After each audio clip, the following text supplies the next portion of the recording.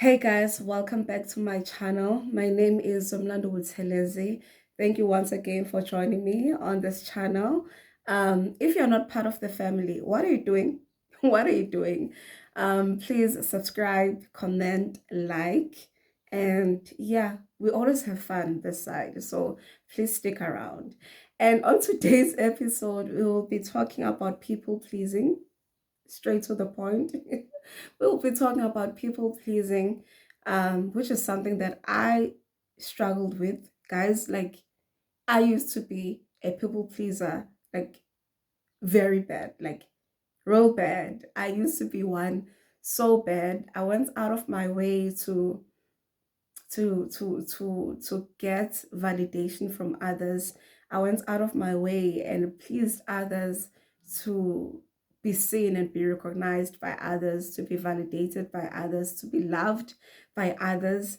And now I say I used to be a people pleaser because I think I'm no longer one, because I think the more you age, the more you mature, the more you grow, that's where you become so comfortable with who you are, and you no longer want outside voices to sort of like validate you or tell you who you are, because you are grown, you have done some work in terms of like finding who you are as a woman, as an individual, and as a human being.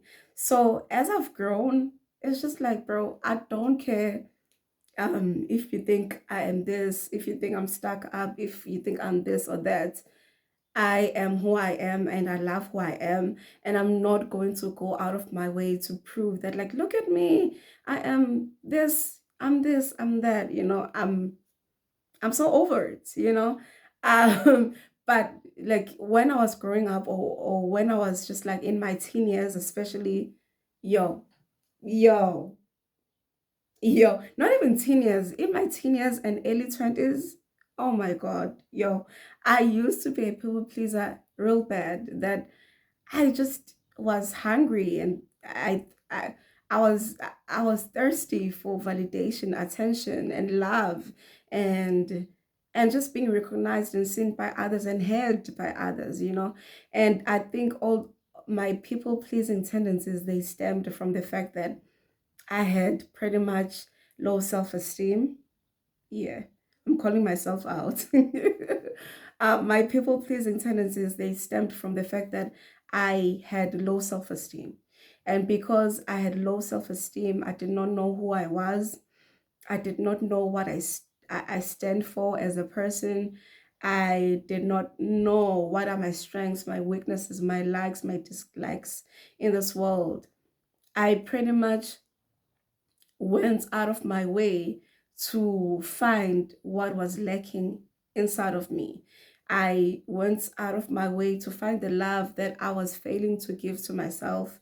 And because I was failing to give that to myself, I depended upon others to give me that love, to give me that validation, to give me that recognition that I couldn't give to myself. Oh, even just like speaking about this. So yeah, um, I used to be a people pleaser, and I'm not ashamed of just like sitting here and saying that, like, I'm grown. I've grown. I've learned to do better. I've learned to not um let myself be defined by others, because if you let yourself be defined by others, you'll take all of these things that they put on you, especially the negative words or the negative affirmations that they put on you, and you will start internalizing them, and you'll start thinking, actually, maybe they are right. Maybe I'm not good enough. And because they say you're not good enough, you will try to sort of like, hey, look at me. Um, I, I know that you said I'm not good enough last time, but like, look at me. I'm trying to like be better. I'm trying to be good enough for you. Girl, what? What? Exactly. Um, and I went into relationships and friendships, and even in like family dynamics, where I was seeking, I was seeking to be validated by others, and If they said, or if I felt like I didn't do enough, I will try. It's like, hey, look at me. I'm doing this, I'm doing this, I'm doing everything perfectly, that I became so pretty much of like a perfectionist, because I wanted to see how, I wanted others to see how perfect I truly am. What? The goal is not for others to define you, but the goal is having the freedom to define yourself every single day. That's the goal. The goal is to have the freedom to define yourself and let others sort of like follow your steps. If they say if you say I'm great, the others will be privy to the fact that you are great. And even if they are not privy to the fact that you are great, um that's up to them. That's really, that's up to them. Maybe they are retards, maybe, I'm sorry, I'm sorry to be disrespectful, maybe they are retards, maybe they are delayed, because like, how dare you sit there and not think I'm great? How dare you sit there and not think that I'm beautiful? How dare you sit there and try to sort of like make me feel like I'm not worthy of certain things? So we're no longer people pleasing. We're no longer going out of our ways to get validation from others, but we will validate ourselves. We will define who we are. We we will do the inner work that we're supposed to do, so that we will not let others lie to us, so that we will not let others um, sort of like play us down. You know what I'm saying? Because like, just like I said, my people pleasing tendencies, they came from the fact that I had low self esteem, and because I had low self esteem, I had zero awareness of who I was as a person, and because I had zero awareness of who I was, people find it easy to play with you. People will find it very much easy to manipulate you. People will very much find it easy to talk down to you, because at the end of the day, you will take it, because kwasa wena uzazi ukuthi uyangena noma uyaphuma. Okay, but once people see that, okay, she's in an era where she's finding herself, she's in an era where she has found herself, she she is much she's in an era where she has respect for herself, people will not play with you. People will not even like try to disrespect you, because they see it's okay, you have established who you are, you have defined who you are, and that's reality. And I think i I was exposed to a lot of like bullying. I was exposed to a lot of like um environments where people sort of like made me an outcast, or where I felt like I was the other, in rooms where I felt like I was the outcast. And that was mainly my fault. I cannot sit here and blame those people and say, okay, but like they made me feel that certain way. But like, you didn't know yourself. And because you didn't know yourself, people will find it easy to define who you are. And if they say you are the other, if they say you are the outcast, if they say you are the not smart enough, they will put that on you, and you have to run with it, because at the end of the day, you don't know who you are. So that's when people pleasing starts to creep in, where I'm put in spaces, where I'm put in environments, and I'm just like, yo, look at me, I'm great. Look at me, I am, you say, like, I'm not what you guys think I am. It's like, why are you doing that? Like, why do we do that? You know? So I want to heal your inner child, and I want to sort of like help you um unlearn, or sort of like stop people pleasing, because it will not help you. No matter how much you try to convince the other person that you are great, if they don't see you like that, and even especially if you don't see yourself even like that, it will be hard for them to perceive what you are trying to convince them of, you know.